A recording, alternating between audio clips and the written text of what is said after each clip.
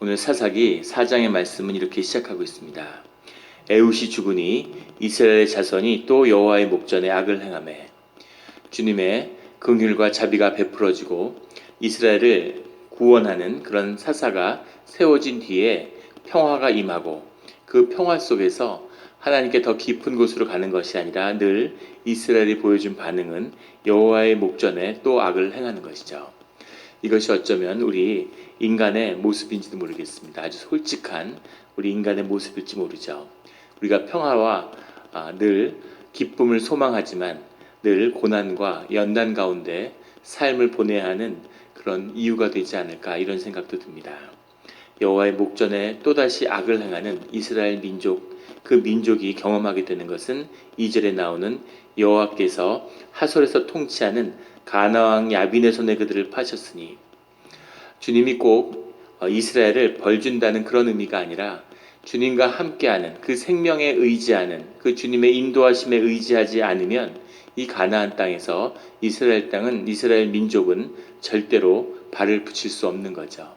능력도 없고 숫자도 없고 그 무엇으로도 가나안 땅의 사람들에게 견줄 수 없는데 오직 주님의 은혜로 그곳에 터전을 잡고 살아갈 수 있는 그들이 자신의 마음을 지키지 못하고 가나안 족속과 섞이지 말라는 주님의 말씀을 지키지 못할 때 그들의 삶이 가나안에 휩쓸리고 무너지는 것은 어쩌면 너무나 자연스러운 일이겠다 이런 생각도 듭니다.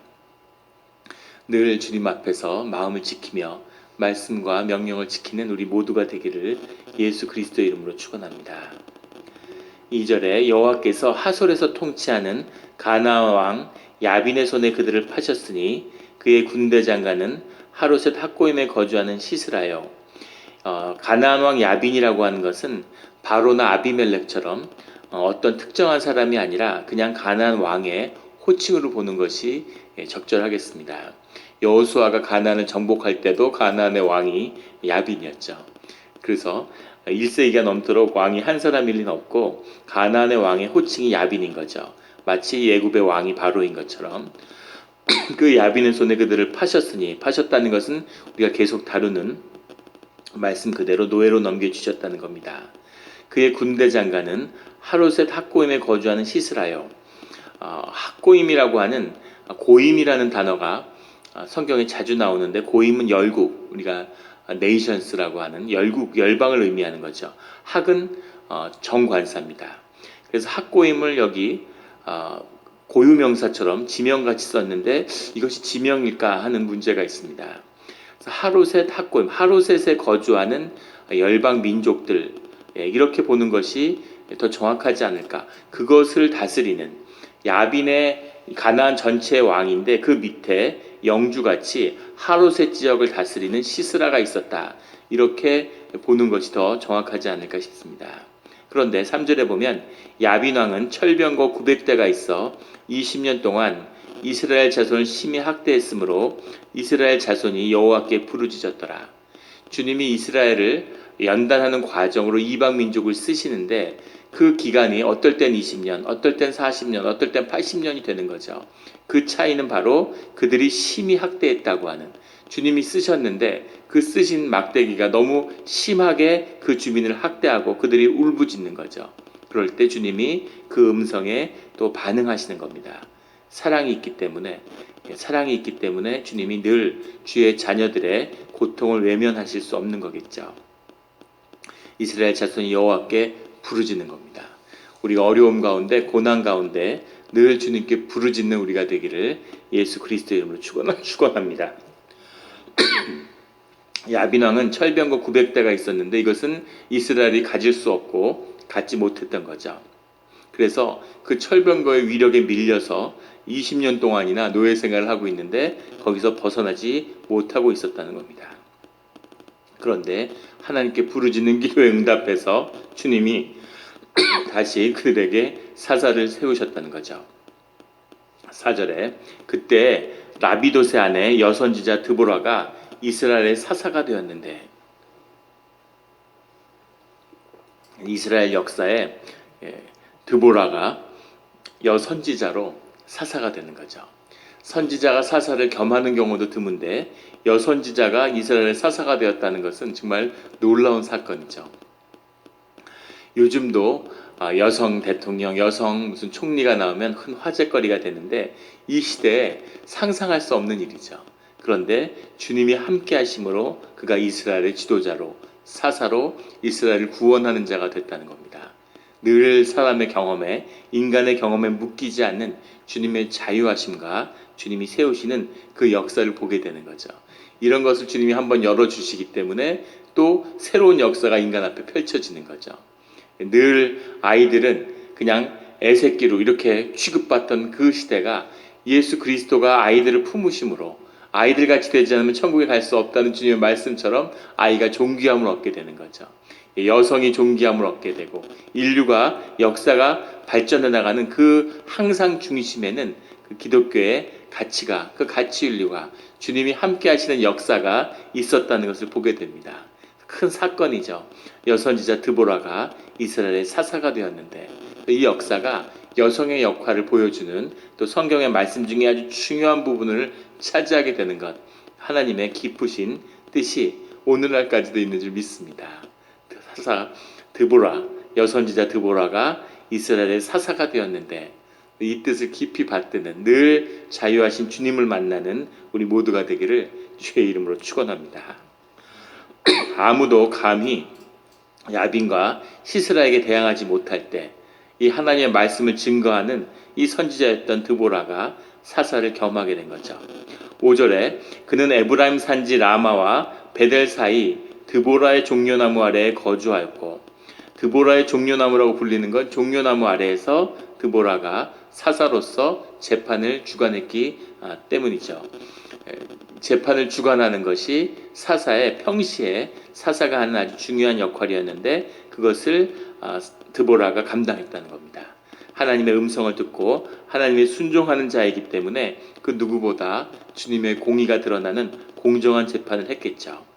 드보라의 종려나무 아래에 거주하였고라고 했는데 야사부 정확한 발음인지 모르겠는데 그런 뜻입니다. 그런데 이것이 산다는 뜻도 있는데 앉아있다는 뜻도 돼요.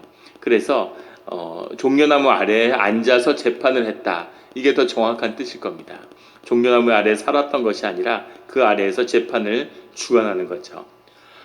이스라엘 자손은 그에게 나아가 재판을 받더라. 6절에 드보라가 사람을 보내어 아비노함의 아들 바락을 납달리 게데스로 불러다가, 바락을 부르는데 랍비돗의 아내 여선지자 드보라입니다. 그러면 도대체 랍비돗은 누굴까? 랍비돗에 대한 기록이 전혀 없어요. 근데 랍비돗이라는 말은 횃불, 번개, 빛 이런 뜻입니다. 그런데 바락도 번개라는 뜻을 가지고 있죠. 어원이 두 단어가 같아요. 그래서 혹자는 주석을 다는 학자들 중에는 바락이 랍비돗이 아니었느냐 이렇게 보는 사람도 있습니다. 그런데 과연 랍비돗이 바락이었을까? 자기 남편을 부르는데 드보라가 사람을 보내어 아비노함의 아들 바락을 납달리 게데스로 불러다가, 남편을 이런 식으로 불러서 만나지는 않겠죠. 또 다른 표현은 랍비돗의 불꽃, 번개 이런 뜻이 들어있기 때문에 랍비돗의 아내가 불꽃 같은 여인 드보라 이렇게 보는 견해도 있습니다. 드보라를 꾸미는 불꽃 같은, 불 같은 여인이었다. 이제 내 아내를 여인으로 이렇게 의역을 하는 거죠. 그런데 불꽃 같은 여인, 그 조금 그렇게도 뭐 볼 수 있겠지만 그런 식의 표현을 성서가 거의 쓰지 않죠. 이것도 좀 설득력이 없는 겁니다. 그러면 여선지자 드보라는 누구였길래 랍비돗의 이름은 전혀 남지 않았을까? 부인이 사사였는데. 그런데 이런 일들은 사실 뭐 얼마든지 있습니다. 우리 그 최초의 한국의 여성 대법관이 됐던 이태영 박사, 그분의 남편에 대해서 혹시 알고 계신 분 있으십니까? 예. 최초의 여성으로서 야당 대표를 지냈던 박순천 여사, 박순천 여사의 남편이 누구였는지 기억하는 사람이 있나요? 심지어 몇십 년 전의 일인데도 전혀 사람들이 기억이 없죠. 심지어 뭐 이태영 박사, 박순천 여사도 관심 있는 사람이나 이름을 알 텐데 하물며 그 남편이 누구였는지 전혀 모르는 거죠. 그래서 아무리 드보라가 사사였지만 이스라엘 지도자였지만 그 남편을 누구인지 기억 못한다고 해서 사실 이상할 일은 없는 거죠. 그래서 랍비돗의 아내는 말 그대로 드보라의 남편이 랍비돗이었다고 보는 것이 더 정확하겠죠. 그리고 사사의 남편이라고 해서 뭐 특별히 더 역사에 기록되지 않았다고 해서 이상할 일은 별로 없을 것 같습니다. 그것이 이제 정확한 그냥 랍비돗의 아내의 여선지자인 거죠. 바락은 바락이고.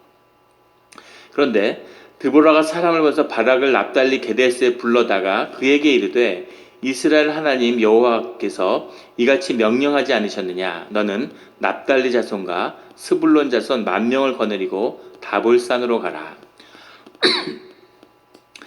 바락이 납달리와 스불론의 지도자죠. 정확히는 납달리의 지도자인데 왜 납달리의 지도자를 불렀을까? 바로 하롯의 학가임에 맞닿아 있는 것이 납달리고 납달리의 사람들이 가장 학대받은 사람이었을 겁니다. 그리고 현실적으로 납달리와 스불론의 자손들이 이 시스라와 대결하는데 가장 중요한 위치에 서 있는 거죠. 그래서 그 지역의 유력한 지도자가 바락이었을 거라는 것을 우리가 짐작해 볼 수 있습니다. 그 바락을 세워서 전쟁을 치르는 거죠. 또 다른 측면은 드보라가 사사고 이스라엘의 지도자지만 여성이죠. 전쟁을 치러야 되는데 그 당시의 전쟁이라는 것은 전쟁의 지휘관의 역할이 아주 지금도 마찬가지겠지만 그땐 더 말할 것도 없는 거죠. 서로 살을 튀기고 피를 튀기면서 싸워야 되는데 그 일을 드보라가 직접 나가서 하기는 어려웠을 거라고 우리가 생각할 수 있겠습니다. 그러니까 그 전쟁을 지도할 전쟁 지도자로서 바락을 세웠다 이렇게 볼 수 있겠죠. 근데 여기서 그를 다볼산으로 가라라고 얘기하는데 다볼산에서 이 시스라의 군대를 무찌르는 그 지역이 다볼산이 될 거다라고 보는 겁니다. 7절에 보면 내가 야빈의 군대 장관인 시스라와 그의 병거들과 그 무리를 기송강으로 이끌어 내게 이르게 하겠고 그를 내 손에 넘겨주리라 하셨느니라. 기송강이라는 것은 납달리 스불론을 끼고 도는 강이죠. 근데 여기서는 이스라엘 평화라고 해서 이스라엘 평화라고 하는 아주 넓은 평야지대예요. 기송강으로 이 야빈의 철병거 이 시스라의 무리들이 오겠고 다볼산에서 너가 승리할 것이다. 어떻게 싸워야 되는지에 대한 하나님이 주신 마음을 드보라가 바락에게 알려주는 거죠. 기송강가라고 하는 건 평야지대니까 평야지대에서는 철병거가 무적이죠. 철병거를 어떻게 평지에서 일반 보병들이 당할 수 있었겠어요. 그러니까 당연히 이 납달리와 스불론의 병사들이 군대를 일으켰다. 그러면 철병거들이 뭐 질풍노도같이 밀고 내려왔겠죠. 가장 야빈이 시스라가 선호하는 전쟁 지역이 기송강가니까 기송강가에서 적이 기다린다. 그럼 바로 내려왔을 거라는 것을 짐작할 수 있지만 그들을 기송강가로 불러들이는 거지 싸움터는 다볼산이 될 거다 이렇게 얘기하는 거죠. 다볼산은 산악지대인데 산악지대에서는 전혀 철병거가 쓸모가 없죠. 철병거가 전혀 쓸모없고 집만 되고 움직일 수 없는 곳 이곳이 다볼산이기 때문에 싸움은 기송강가에서 벌이되 승리는 다볼산에서 한다. 이것은 뭐 기가 막힌 그런 지혜와 인도하심이 있는 것이다 이렇게 볼 수 있겠습니다. 그런데 8절에 바락이 그에게 이르되 만일 당신이 나와 함께 가면 내가 가려니와 만일 당신이 나와 함께 가지 아니하면 나도 가지 아니하겠노라. 주님의 신탁이 임하고 하나님의 말씀이 임했는데 바락이 드보라의 말씀을 듣고서 정한 그리고 바로 순종하지 않고 당신이 나와 함께 가면 가지만 함께 안 가면 안 갑니다. 그래서 바락은 왜 이렇게 이야기했을까? 그 마음속에 두려움이 있었을 것이다. 또는 뭐 드보라의 말을 믿지 못했을 것이다. 근데 드보라의 말을 믿지 못한 건 아니겠죠. 하나님의 말씀이 임한 걸 알았는데 그 말씀 앞에서 자기 자신을 돌아보는 거죠. 모세도 그랬고 그 하나님의 말씀을 내가 감당할 수 있을까? 왜 하필 나일까? 나는 그런 걸 할 수 있는 사람이 못 되는데 이런 모습이 나타나는 거죠. 주님의 말씀이 임할 때 주님의 성령은 천사들은 늘 하나님을 바라보게 시킨다는 거죠. 그런데 마귀들은 늘 자신을 바라보게 한다는 겁니다. 마귀는 하나님의 말씀이 왔을 때 너 자신을 좀 봐. 네 스스로를 좀 돌아봐. 네가 자격이 돼? 네가 그걸 할 수 있어? 능력이 돼? 이렇게 물어보는 거죠. 그것이 시험으로 다가오는, 내가 이를 어떻게 감당할 수 있어? 이런 상태가 되니까 드보라에게 의지하는, 같이 가야 하나님의 임재가 있어야 제가 이 일을 할 수 있지 않겠습니까? 라는 그런 표현으로 보겠죠. 늘 주님을 바라보는, 주님이 할 수 있다고 말씀하실 때에는 주님만을 바라보며 한 발을 내딛는 우리 모두가 되기를 예수 그리스도 이름으로 축원합니다. 그렇게 하나님의 역사가 일어나는 것이죠. 9절에 이르되 내가 반드시 너와 함께 가리라. 그러나 내가 이번에 가는 길에서는 영광을 얻지 못하리니 이는 여호와께서 시스라를 여인의 손에 파실 것임이니라 하고 드보라가 일어나 바락과 함께 게데스로 가니라. 바락이 스불론과 납달리를 게데스로 부르니 10,000명이 그를 따라 올라오고 드보라도 그와 함께 올라가니라. 영광을 얻지 못한다는 얘기는 네가 승리하겠지만 그것이 시스라의 끝은 아니다 라는 말이죠.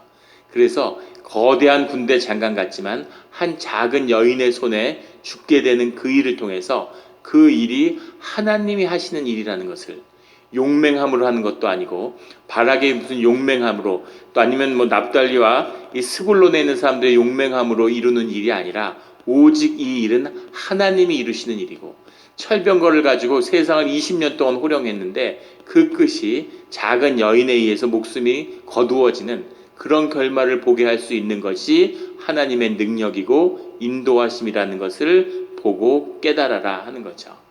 주님의 역사하심을 통해서 우리가 늘 만나야 하는, 늘 봐야 하는 하나님의 능력이고 임재의 비밀입니다. 이것을 보고 깨달아 늘 주님과 함께하며 아무 일도 일어날 것 같지 않는 그런 노예된 생활에서 그 끝에서 다시 주님의 역사가 시작되는, 주님이 부르는 그 한 사람이 우리 모두 각자 하나하나의 삶의 자리가 되기를 예수 그리스도 이름으로 축원합니다. 기도드리겠습니다.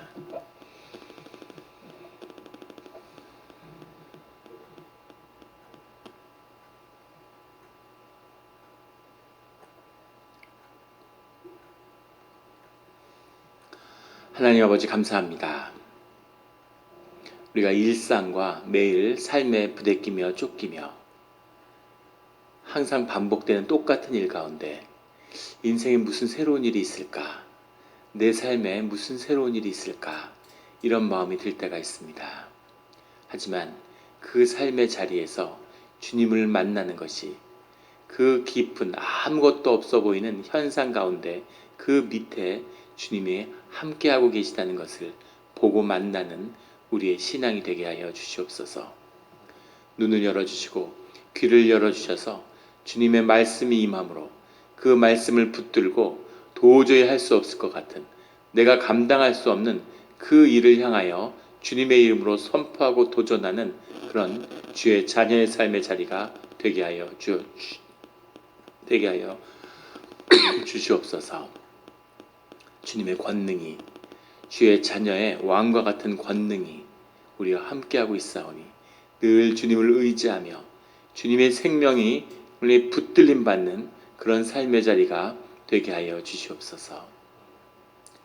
내 자신을 바라보는 것이 아니라 능력으로는, 자격으로는 갈 수 없는 길이오니 오직 주님께 의지하며 십자가의 보혈의 은혜로 예수 그리스도의 성령의 인도하심으로 그 성령의 능력으로 가는 그런 우리의 길이 되게 하시고, 내가 한 것이 아무것도 없는 오직 모든 것을 주님의 영광으로 돌림으로 주님의 임재가 떠나지 않는 우리 삶의 자리가 되게 하여 주시옵소서.